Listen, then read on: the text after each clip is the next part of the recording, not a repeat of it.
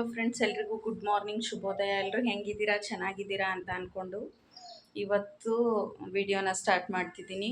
ನಾನಿವಾಗ ಒಂದು ಹೆಲ್ದಿಯಾಗಿರೋ ಬ್ರೇಕ್ಫಾಸ್ಟ್ ರೆಸಿಪಿನ ಶೇರ್ ಮಾಡ್ಕೋಬೇಕು ಅಂತ ವಿಡಿಯೋನ ಸ್ಟಾರ್ಟ್ ಮಾಡಿದ್ದೀನಿ.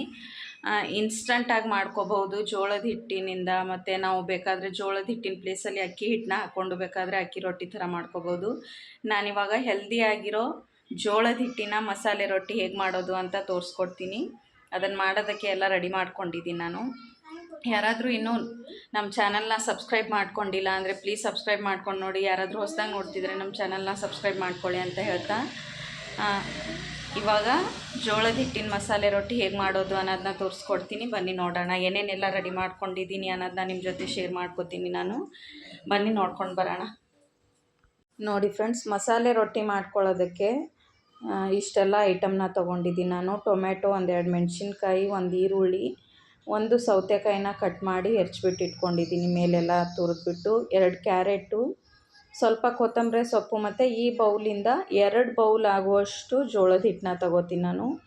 ಇವಾಗ ಇದನ್ನೆಲ್ಲ ಹೆರ್ಚ್ಬಿಡೋಣ. ಅಂದರೆ ಈರುಳ್ಳಿ ಮತ್ತು ಟೊಮೆಟೊ ಚಿಕ್ಕ ಚಿಕ್ಕದಾಗಿ ಕಟ್ ಮಾಡಿಕೊಂಡು, ಕ್ಯಾರೆಟು ಮತ್ತು ಕುಕುಂಬರ್ನ ಹೆರ್ಚ್ಕೊಂಡಿದ್ದೀನಿ ನಾನು. ಕಾಯಿ ತುರಿಯೋ ಮಣೆ ಇರುತ್ತಲ್ಲ, ಅದರಿಂದ ಹೆರ್ಚ್ಕೊಂಡಿದ್ದೀನಿ. ಟೊಮೆಟೊ ಕೂಡ ಇದು ಕಟ್ ಮಾಡ್ಕೊಳ್ಳೋ ಬದಲು ಹೆರ್ಚ್ಕೊಂಡ್ರೆ ಬರುತ್ತೆ. ನಾನು ಚಿಕ್ಕದಾಗಿ ಕಟ್ ಮಾಡ್ಕೊಂಡಿದ್ದೀನಿ. ಆದಷ್ಟು ಟೊಮೆಟೊ ಮತ್ತು ಈರುಳ್ಳಿನ ಚಿಕ್ಕದಾಗಿ ಕಟ್ ಮಾಡ್ಕೊಳ್ಳಿ. ಇವಾಗ ಒಂದು ಬೌಲ್ನ ತಗೊಂಡು, ಆಗಲೇ ತೋರಿಸಿದ್ನಲ್ಲ ನಾನು ಚಿಕ್ಕ ಬೌಲು, ಆ ಬೌಲ್ ಅಳತೆಲಿ 2 ಬೌಲ್ ಆಗುವಷ್ಟು ಜೋಳದ ಹಿಟ್ಟನ್ನ ಹಾಕ್ಕೊಂಡು, ಹೆರ್ಚಿಟ್ಕೊಂಡಿರೋ ಕುಕುಂಬರ್, ಕ್ಯಾರೆಟ್, ಮೆಣಸಿನ್ಕಾಯಿ, ಮಕ್ಕಳಿದ್ರೆ ಮೆಣಸಿನ್ಕಾಯಿನ ಕಡಿಮೆನೇ ಹಾಕ್ಕೊಳ್ಳಿ. ನನ್ನ ಮಕ್ಕಳಿರೋದ್ರಿಂದ 2 ಮೆಣಸಿನ್ಕಾಯಿ ಅಷ್ಟೇ ತೊಗೊಂಡಿದ್ದೀನಿ. ಟೊಮೆಟೊ, ಈರುಳ್ಳಿ ಮತ್ತು ಸ್ವಲ್ಪ ಫ್ರೆಶ್ ಆಗಿರೋ ಕೊತ್ತಂಬರಿ ಸೊಪ್ಪನ್ನು ಹಾಕ್ಕೊಂಡು, ಇದರಲ್ಲಿ ನೀವು ಬೇಕಾದರೆ ಟೊಮೆಟೊನ ಸ್ಕಿಪ್ ಮಾಡ್ಕೋಬೋದು. ತಿನ್ನೋರಿದ್ದರೆ ಹಾಕ್ಕೋಬೋದು. ಬೇಡ ನಮ್ಗೆ ಟೊಮೆಟೊ ಇಷ್ಟ ಆಗಲ್ಲ ಅನ್ನೋರು ಟೊಮೆಟೊನ ಸ್ಕಿಪ್ ಮಾಡ್ಕೋಬೋದು. ನೋಡಿ, ಅದೆಲ್ಲನೂ ಹಾಕ್ಕೊಂಡಾದ್ಮೇಲೆ ಹಿಟ್ಟಲ್ಲಿ ಚೆನ್ನಾಗಿ ಹೊಂದ್ಕೊಳ್ಳೋ ರೀತಿಲಿ ಮಿಕ್ಸ್ ಮಾಡ್ಕೋಬೇಕು. 1 ಸ್ಪೂನ್ ಆದರೂ ತೊಗೊಳ್ಳಿ, ಇಲ್ಲ ಕೈಯಿಂದನಾದರೂ ಮಾಡ್ಕೊಳ್ಳಿ, ಚೆನ್ನಾಗಿ ಹೊಂದ್ಕೋಬೇಕು.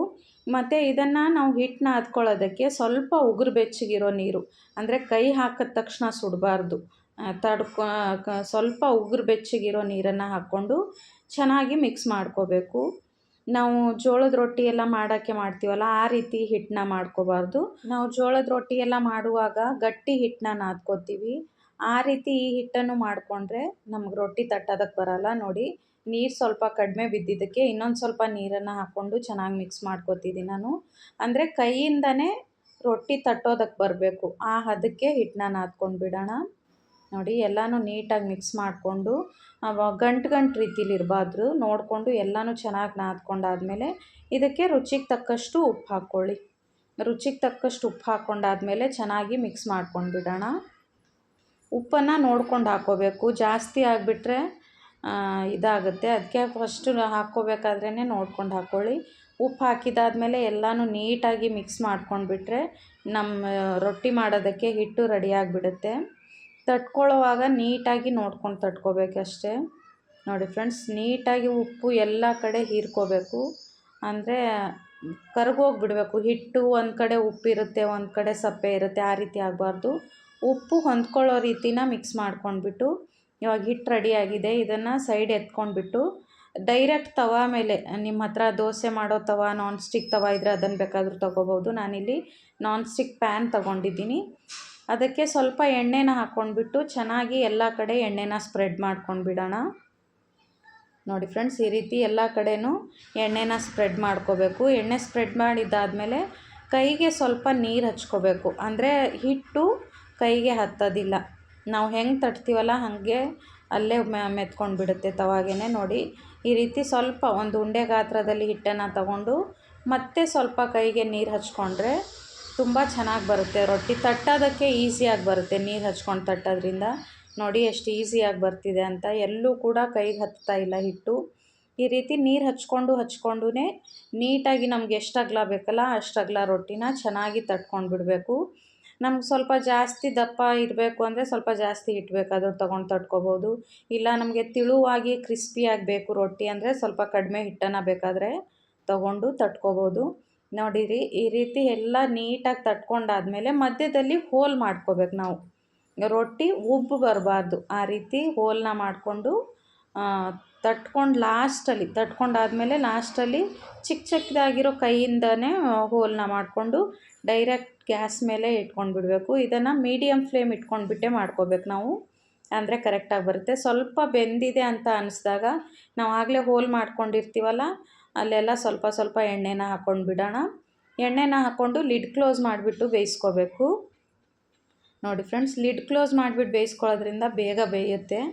ನೋಡಿ, ಸ್ವಲ್ಪ ಒಂದು ಸೈಡ್ ಬೆಂದಿದೆ ಅಂತ ಅನ್ನಿಸ್ದಾಗ ಲಿಡ್ನ ಓಪನ್ ಮಾಡಿಬಿಟ್ಟು ತಿರುಗಿಸಿ ಹಾಕ್ಕೋಬೇಕು ನಾವು. ಅಂದರೆ ಈ ರೊಟ್ಟಿನ ಎರಡು ಕಡೆನೂ ಬೇಯಿಸ್ಕೋಬೇಕು. ನೋಡಿ ಎಷ್ಟು ಈಸಿಯಾಗಿ ಬರ್ತಿದೆ ಅಂತ, ಎಲ್ಲೂ ಕೂಡ ಹತ್ತಿಲ್ಲ ಪ್ಯಾನ್ಗೆ ಕೆಳಗಡೆ. ನೋಡಿ, ಈ ರೀತಿ ತಿರುಗಿಸ್ಕೊಂಡಾದ್ಮೇಲೆ ಮತ್ತೆ ಲಿಡ್ ಕ್ಲೋಸ್ ಮಾಡಿಬಿಟ್ಟು ಬೇಯಿಸ್ಕೊಂಡು ಬಿಡೋಣ ರೊಟ್ಟಿನ. ಕ್ರಿಸ್ಪಿಯಾಗಿ ತುಂಬ ಚೆನ್ನಾಗಿರುತ್ತೆ. ಮಕ್ಕಳಿಗೆ ಸ್ಕೂಲ್ಗೆ ಬ್ರೇಕ್ಫಾಸ್ಟ್ಗೆ ಮತ್ತು ಡಬ್ಬಿ ಒಯ್ತಾರೆ ಮಕ್ಕಳು, ಲಂಚ್ ಬಾಕ್ಸ್ ಒಯ್ತಾರೆ ಅಂದರೆ ಅದರಲ್ಲೂ ಕೂಡ ಹಾಕ್ಕೊಡ್ಬೋದು. ಇದರ ಜೊತೆ ಮೊಸರು ಹಚ್ಕೊಂಡು ತಿಂದರೆ ತುಂಬ ಚೆನ್ನಾಗಿರುತ್ತೆ. ನೋಡಿ, ರೊಟ್ಟಿನ ತಿರುಗಿಸ್ಕೊಂಡು ಕ್ರಿಸ್ಪಿಯಾಗಿ ಚೆನ್ನಾಗಿ ಬೇಯಿಸ್ಕೋಬೇಕು. ಇದರಲ್ಲಿ ಕ್ಯಾರೆಟು, ಕುಕುಂಬರ್ ಹಾಕಿರೋದ್ರಿಂದ ಈ ಬೇಸಿಗೆಗೆ ತುಂಬ ಒಳ್ಳೆಯದು ಮತ್ತು ಹೆಲ್ದಿಯಾಗಿ ಕೂಡ ಇರುತ್ತೆ. ದೊಡ್ಡವರಿಂದ ಸಣ್ಣವರು ಎಲ್ಲರೂ ಕೂಡ ತಿನ್ಬೋದು. ಮತ್ತು ಬೆಳಗ್ಗೆ ಗಡಿಬಿಡಿಲಿ ಏನು ಮಾಡೋದು ತಿಂಡಿಗೆ ಅಂತ ಅನ್ನಿಸ್ದಾಗ ಬೇಗ ಕೂಡ ಮಾಡ್ಕೋಬೋದು. ನೋಡಿ ಫ್ರೆಂಡ್ಸ್, ರೆಡಿಯಾಗಿದೆ. ಎಷ್ಟು ಚೆನ್ನಾಗಿ ಕಾಣಿಸ್ತಿದೆ ಅಂತ, ತುಂಬ ಚೆನ್ನಾಗಿ ಬಂದಿರುತ್ತೆ. ಟೇಸ್ಟು ಕೂಡ ಅಷ್ಟೇ ಚೆನ್ನಾಗಿರುತ್ತೆ. ನಮಗೆ ಕಾಣ್ಸೋಕ್ಕೆ ಎಷ್ಟು ಚೆನ್ನಾಗಿರುತ್ತಲ್ಲ ಅಷ್ಟೇ ಚೆನ್ನಾಗಿ ಟೇಸ್ಟು ಕೂಡ ಇರುತ್ತೆ. ಇವಾಗ ಅದೇ ರೀತಿ ಇನ್ನೊಂದು ರೊಟ್ಟಿನ ಕೂಡ ತಟ್ಕೊಂಡು ಬಿಡ್ತೀನಿ ನಾನು. ನೋಡಿ, ಎಲ್ಲೂ ಕೂಡ ಕೈಗೆ ಹತ್ತೋದಿಲ್ಲ, ಆದರೆ ಮಧ್ಯದಲ್ಲಿ ಸ್ವಲ್ಪ ಕೈಗೆ ನೀರನ್ನು ಹಚ್ಕೊಂಡು ತಟ್ಕೋಬೇಕು ರೊಟ್ಟಿ, ಅಂದರೆ ನೀಟಾಗಿ ಬರುತ್ತೆ. ಮತ್ತು ನಮಗೆ ಎಷ್ಟು ಅಗಲ ಬೇಕಾದರೂ ತಟ್ಕೋಬೋದು ನಾವು ನೋಡಿಕೊಂಡು. ನಮ್ಮ ಹತ್ರ ನಾನ್ ಸ್ಟಿಕ್ ತವಾ ಇಲ್ಲ ಅಂದರೆ ನಾನು ಮಾಡ್ತಿದ್ದೀನಲ್ಲ ಈ ರೀತಿ ನಾನ್ ಸ್ಟಿಕ್ ಪ್ಯಾನಲ್ಲೂ ಕೂಡ ಮಾಡ್ಕೋಬೋದು. ನೋಡಿ, ಇವಾಗ ಲಿಡ್ ಕ್ಲೋಸ್ ಮಾಡಿಬಿಟ್ಟು ಸೇಮ್ ಅದೇ ರೀತಿಯೇ ಬೇಯಿಸ್ಕೊಂಡು ಬಿಡೋಣ. ಸ್ವಲ್ಪ ಬೆಂದಿದೆ ಅಂತ ಅಂದಾಗ ಮತ್ತೆ ಲಿಡ್ ಓಪನ್ ಮಾಡಿಬಿಟ್ಟು ಸ್ವಲ್ಪ ಎಣ್ಣೆನ ಹಾಕ್ಕೊಂಡು ಬೇಯಿಸ್ಕೋಬೇಕು. ನಿಮ್ಗೆ ಇಲ್ಲಿ ಸ್ವಲ್ಪ ಬೆಂದಿದೆ ಅಂದಾಗ ಎಣ್ಣೆ ಹಾಕೋತೀರಲ್ಲ, ಈ ಜಾಗದಲ್ಲಿ ಎಣ್ಣೆ ಬೇಡ ಅಂದರೆ ತುಪ್ಪ ಕೂಡ ಹಾಕ್ಕೊಂಡು ಬೇಯಿಸ್ಕೋಬೋದು. ನೋಡ್ಬೋದು, ಮತ್ತು ಲಿಡ್ ಕ್ಲೋಸ್ ಮಾಡಿಬಿಟ್ಟು ಬೇಯಿಸ್ಕೊತಿದ್ದೀನಿ ನಾನು. ತುಂಬ ಚೆನ್ನಾಗಿ ಬರುತ್ತೆ ರೊಟ್ಟಿ. ನೋಡಿ, ಎಲ್ಲೂ ಕೂಡ ತಳ ಹಿಡಿಯೋದಿಲ್ಲ. ನಾವು ಈಸಿಯಾಗಿ ತಿರುಗಿಸ್ಕೋಬೋದು, ಈ ರೀತಿ ತಿರುಗಿಸ್ಕೊಂಡು ಹಾಕ್ಕೋಬೋದು. ಮತ್ತು ಎರಡೂ ಕಡೆನೂ ಚೆನ್ನಾಗಿ ಬೇಯಿಸ್ಕೋಬೇಕು ಈ ರೊಟ್ಟಿನ. ಮತ್ತು ಒಬ್ಬೊಬ್ಬರು ರೊಟ್ಟಿ ತಟ್ಟೋದಕ್ಕೆ ಬೇಜಾರು ಪಡ್ಕೋತಾರೆ, ಅಂಥವರು ಈ ರೀತಿ ಈಸಿಯಾಗಿ ಮಾಡ್ಕೋಬೋದು ಬ್ರೇಕ್ಫಾಸ್ಟು. ಮತ್ತು ರೊಟ್ಟಿ ಬರಲ್ಲ ಅನ್ನೋರು ಕೂಡ ತುಂಬ ಈಸಿಯಾಗಿ ಮಾಡ್ಕೋಬೋದು. ನೋಡಿ ಎಷ್ಟು ಚೆನ್ನಾಗಿ ಬಂದಿದೆ ಅಂತ. ಎರಡೂ ಕಡೆನೂ ನೀಟಾಗಿ ಬೇಯಿಸ್ಕೊಂಡ್ರೆ ಕ್ರಿಸ್ಪಿಯಾಗಿ ಮೊಸರು ಜೊತೆ ಮಕ್ಕಳು ತುಂಬ ಇಷ್ಟಪಟ್ಟು ತಿಂತಾರೆ. ಮತ್ತು ದೊಡ್ಡವರು ಕೂಡ ತುಂಬ ಇಷ್ಟಪಟ್ಟು ತಿನ್ಬೋದು, ಹೆಲ್ದಿಯಾಗಿರುತ್ತೆ. ಮತ್ತು ಇನ್ಸ್ಟಂಟಾಗಿ ಮಾಡ್ಕೋಬೋದು. ನೋಡಿ, ಎರಡೂ ಕಡೆನೂ ನೀಟಾಗಿ ಬೇಯಿಸ್ಕೊತಿದ್ದೀನಿ ನಾನು.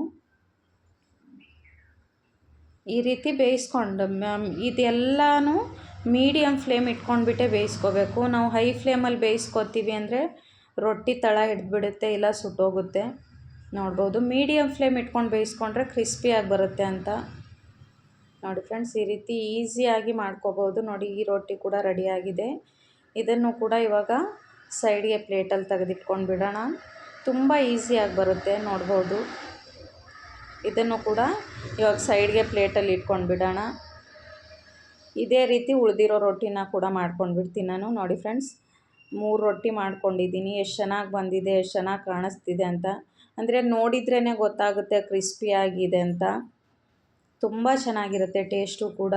ನಾವು ಎಲ್ಲ ಥರ ತರಕಾರಿ ಹಾಕಿರೋದ್ರಿಂದ ಹೆಲ್ದಿಯಾಗಿ ಕೂಡ ಇರುತ್ತೆ. ಇದನ್ನು ಮೊಸರು ಜೊತೆ ಮಕ್ಕಳಿಗೆ ಕೊಟ್ಟರೆ ತುಂಬ ಇಷ್ಟಪಟ್ಟು ತಿಂತಾರೆ. ಈ ಹೆಲ್ದಿಯಾಗಿರೋ ಜೋಳದ ರೊಟ್ಟಿ, ಮಸಾಲೆ ಜೋಳದ ರೊಟ್ಟಿನ ನಿಮ್ಮ ಮನೇಲೂ ಕೂಡ ಒಮ್ಮೆ ಟ್ರೈ ಮಾಡಿ. ತುಂಬ ಚೆನ್ನಾಗಿರುತ್ತೆ ಮತ್ತು ನೋಡೋದಕ್ಕೆ ಎಷ್ಟು ಚೆನ್ನಾಗಿರುತ್ತಲ್ಲ, ಟೇಸ್ಟು ಕೂಡ ಅಷ್ಟೇ ಚೆನ್ನಾಗಿರುತ್ತೆ. ಈ ರೆಸಿಪಿ ನಿಮ್ಗೆ ಇಷ್ಟ ಆಗಿದ್ದರೆ please Sapna vlogs and kitchen ಚಾನಲ್ನ ಸಬ್ಸ್ಕ್ರೈಬ್ ಮಾಡ್ಕೊಳ್ಳಿ. ಮತ್ತು ಈ ರೆಸಿಪಿನ ಒಮ್ಮೆ ನಿಮ್ಮ ಮನೇಲಿ ಟ್ರೈ ಮಾಡಿ, ಸೂಪರಾಗಿರುತ್ತೆ ಟೇಸ್ಟು.